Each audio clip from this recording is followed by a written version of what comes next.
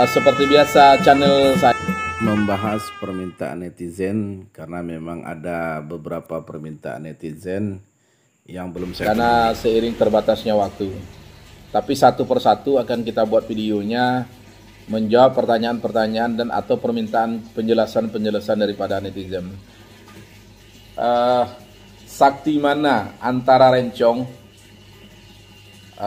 kerisnya orang Jawa, dan mandaunya orang Dayak? Jadi di sini ada 3 elemen yang ditanya ya. Sakti mana antara rencong Aceh dengan mandaunya orang Dayak dengan kerisnya orang Jawa? Dan perlu saya garis bawahi, saya tidak ada domain menjelaskan tentang kesaktian yang dimiliki oleh kerisnya orang Jawa dan mandaunya orang Dayak. Kita bisa mengenal dari legenda-legenda, cerita-cerita rakyat betapa saktinya keris orang Jawa. Setiap keris itu dibuat oleh seorang empu atau pandai besi yang memiliki ilmu kanuragan yang sangat tinggi. Jadi kalau mandau juga begitu. Kita pernah dengar kisah mandau terbang. Bisa saja itu terjadi, mandau terbang, karena di bumi Allah ini semua bisa. Tapi kita belum pernah mendengar legenda tentang kesaktian rencong Aceh. Dan kita tidak pernah mendengar rencong Aceh bisa terbang. This right, memang benar. Rencong Aceh rencong itu sebenarnya ada beberapa jenis. Ada rencong mucuge namanya, ada rencong mucuge, ada rencong pudei, ada rencong mopucu, ada juga rencong yang hulu puntung. Kalau rencong hulu puntung ini saya lebih sering menyebutnya dengan istilah siwah, rencong yang gagang ujungnya itu tidak ada.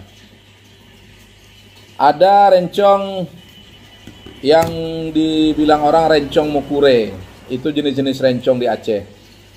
Jadi perlu saya bahas sekali lagi.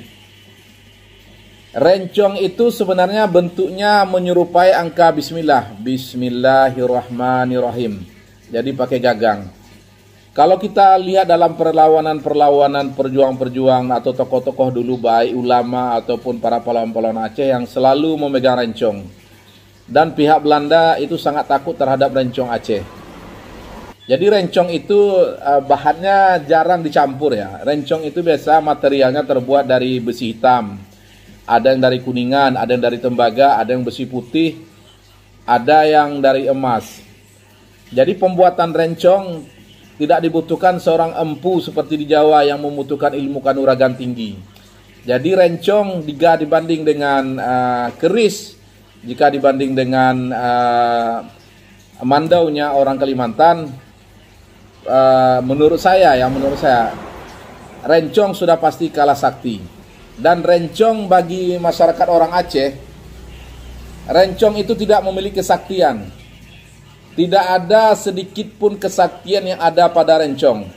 Saya sudah melalang buana berdebus, saya belum menemukan ada rencongnya orang Aceh yang sakti. Mengapa rencong Aceh itu tidak sakti? Jawabannya sangat sederhana, karena orang Aceh itu adalah terlalu terikat dengan akidah Muslim, dan akidah Muslim itu menerangkan bahwa Muslim tidak berkeyakinan ada benda yang memiliki kesaktian kecuali benda-benda yang diizinkan oleh Allah, seperti cincinnya Nabi Sulaiman alaihissalam atau tongkat Nabi Ibrahim alaihissalam. Tapi di mata orang Aceh secara global, rencong itu di samping senjata juga sebagai hiasan. Memang betul rencong itu dipakai untuk bela diri atau pertarungan ataupun perjuangan pada saat melawan orang-orang Belanda atau Portugis. Tetapi bagi orang Aceh sendiri rencong tersebut tidak pernah dikultuskan. Bagi orang Aceh sendiri tidak meyakini rencong tersebut bisa memiliki kesaktian. Padahal rencong tersebut bisa diisi kesaktian. Namun orang Aceh tidak pernah mengisi rencong tersebut menjadi sakti, karena alasannya sangat sederhana. rencong adalah benda yang tidak memiliki kesaktian apa-apa. Karena bagi orang Islam, jika meyakini ada benda itu bertuah segala macam, itu tidak dibenarkan menurut keyakinan orang Islam. Jadi, saya sampaikan selaku putra Aceh, saya Teku Muhasibi keturunan Hulu Balang yang ada juga di Aceh, yaitu di daerah Kuala Selatan. Kami juga memiliki rencong-rencong kerajaan termasuk Siwah yang juga ada gagang dari gading, dari emas. Kami meyakini bahwa rencong tidak memiliki kesaktian. Toh kenapa rencong dipakai oleh para pahlawan waktu berjuang? Kenapa rencong dipakai oleh raja? Kenapa rencong dan sejenisnya ini dipakai oleh para ulu balang dalam pertarungan? Kenapa rencong juga dipakai oleh para ulama? Jawabannya memang betul, hanya untuk senjata bela diri, artinya pengganti pisau. Kalau di barat mungkin itu pistol ya, kalau di Aceh itu rencong. Jadi yang sakti, kenapa cerita legenda pahlawan-pahlawan Aceh itu sangat ditakuti oleh Belanda? Orang-orang sakti di Aceh tersebut sangat ditakuti. Perlu saya garis bawahi, keunikan di Aceh, Aceh yang sakti orangnya. Aceh itu yang sakti orangnya, bukan bendanya. Jadi orangnya yang mengamalkan ilmu-ilmu azim, yang mengamalkan isim-isim azim. Jadi orangnya yang sakti, bukan rencongnya. Jadi kalau di Aceh Selatan ada namanya pahlawan Cut Ali. Pahlawan Cut Ali ya, dia terkenal dengan ilmu kunci pedangnya. Jadi apabila dia baca mantra, pedangnya itu membacok pohon semantuk yang ukuran 1 meter, sekali tebas putus itu. Apapun ditebasnya sekali tebas putus. Karena dia memacok atau memancung segala sesuatu itu dengan makrifat. Jadi pedang tersebut atau rencong hanya sebagai bendanya saja. Jadi ketika para tokoh ini meninggal, misalnya kayak Cut Ali, Tengku Raja Angkasah di wilayah saya, Teku Umar, banyaklah tokoh-tokoh pahlawan Aceh yang terkenal sakti mandraguna. Bahkan Teku Umar matinya ditembak dengan peluru emas. Yang sakti orangnya. Jadi ketika rencong orangnya sudah meninggal, rencongnya itu ya seperti besi biasa, tidak ada gunanya. Hanya sebagai bentuk, sebagai lambang kebudayaan, hanya sebagai bentuk pisau yang peninggalan daripada orang-orang sakti. Jadi ketika tokoh-tokoh sakti mandraguna ini meninggal, rencongnya itu ya tidak ada, sama dengan besi biasa, sama dengan pisau dapur. Jadi nggak ada ritual rencong tersebut harus dimandikan dengan kembang, tidak ada ritual rencong tersebut harus dibalut dengan kain berwarna-warna, tidak ada ritual rencong tersebut harus dimenyani setiap hari. Jadi saya pastikan sakti mana rencong dengan kerisnya orang Jawa dan senjatanya orang Kalimantan, Mandau, saya pastikan yang sakti itu adalah senjatanya Mandaunya orang Kalimantan dan kerisnya orang Jawa. Karena rencong di mata orang Aceh hanya sekedar benda yang dipergunakan untuk bela diri, yang sakti orangnya. Nah, bagaimana dengan keris? Pemirsa sekalian, ilmu kebal itu unik. Ada orang kebal duri, dia tidak kebal dengan besi. Ada orang kebal besi, dia tidak kebal dengan timah. Ada orang kebal timah, dia tidak kebal dengan besi putih. Ada orang kebal dengan besi putih, dia tidak kebal dengan emas. Ada orang kebal dengan semua ini, tidak kebal dengan bambu. Jadi bermacam-macam keunikan ilmu kebal. Jadi kalau rencong, ada orang bisa tahan dengan rencong. Apabila dia tahan dengan besi putih, rencongnya besi putih, maka dia bisa kebal.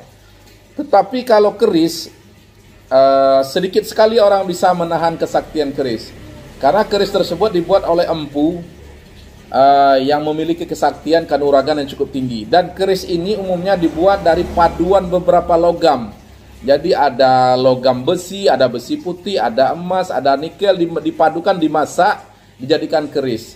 Jadi hanya ilmu, kalau menurut saya hanya ilmu yang mengandung ilmu majemuk, yang kebal majemuk yang mampu menahan kebal keris. Dan kebal majemuk di Aceh orang cukup banyak itu. Artinya dia mampu menahan segala jenis senjata yang terbuat dari logam. Jadi keris, proses pembuatannya saja sudah dimantra-mantrai. Dari kandungan logamnya saja sudah bermacam-macam. Jadi keris itu juga diisi dengan khodam-khodam. Orang Jawa, suku kita dari Jawa meyakini betul dengan khodam-khodam itu. Sehingga nama kerisnya namanya ada kiai ini, kiai itu, banyaklah namanya. Tapi kalau di Aceh Rencong tidak memiliki nama spesifik seperti itu.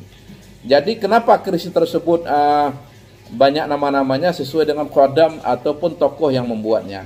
Jadi kalau benda sudah diisi khodam, otomatis dia sakti.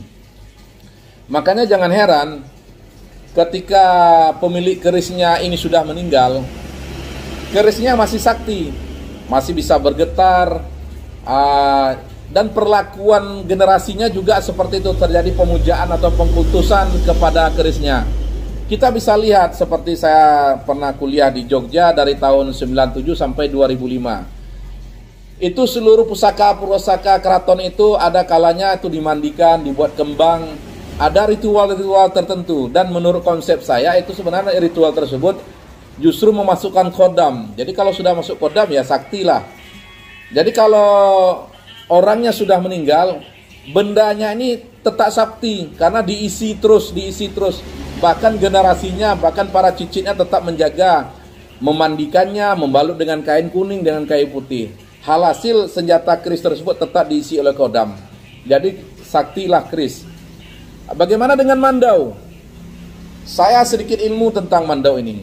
Tetapi kalau saya lihat backgroundnya saudara saya dari Kalimantan, terutama dari suku Dayak, mandau ini sangat melekat dengan mistik-mistik dan animisme. Jadi waktu peristiwa Sampit kemarin kita lihatlah cerita mandau terbang segala macam. Itu mungkin bisa saja. Jadi itu saya lihat daripada mereka rata-rata non-muslim. Tentu yang berkeyakinan pengisian khodam, pemujaan atau melakukan ritual bisa saja terjadi pada mandau. Kalau tidak ada khodam, tidak mungkin mandau bisa terbang. Jadi saya pastikan mandau juga sakti dibanding rencong. Jadi pemirsa sekalian, kesimpulannya rencong Aceh jika dibanding rencong Aceh jika dibandingkan dengan keris Jawa, saktilah keris Jawa. Karena keris Jawa diisi khodam. Sementara rencong tidak. Bagi masyarakat Aceh, rencong itu hanyalah besi biasa. Jika dibandingkan dengan mandau orang Kalimantan, sudah pasti lebih sakti mandau dibanding rencong. Di mandau saja itu ada beberapa benda yang diletakkan, seperti bulu-bulu atau benda-benda tertentu lah, seperti ijuk, ikatan rotan, kain berwarna-warni. Yang jelas kalau sudah ada ritual seperti ini pasti ritual pengisian khodam. Jadi kalau benda sudah diisi khodam, ya dia sakti lah. Jadi itulah pendapat saya, Teku Hasbi, dan pendapat saya belum tentu benar. Saya cuma mencoba menjawab pertanyaan netizen sesuai kemampuan saya. Karena bagi orang Aceh, segala sesuatu hanya kembali kepada Allah. Yang kuat itu cuma Allah. La haula wa la quwata illa billahil aliyil azim. Assalamualaikum warahmatullahi wabarakatuh.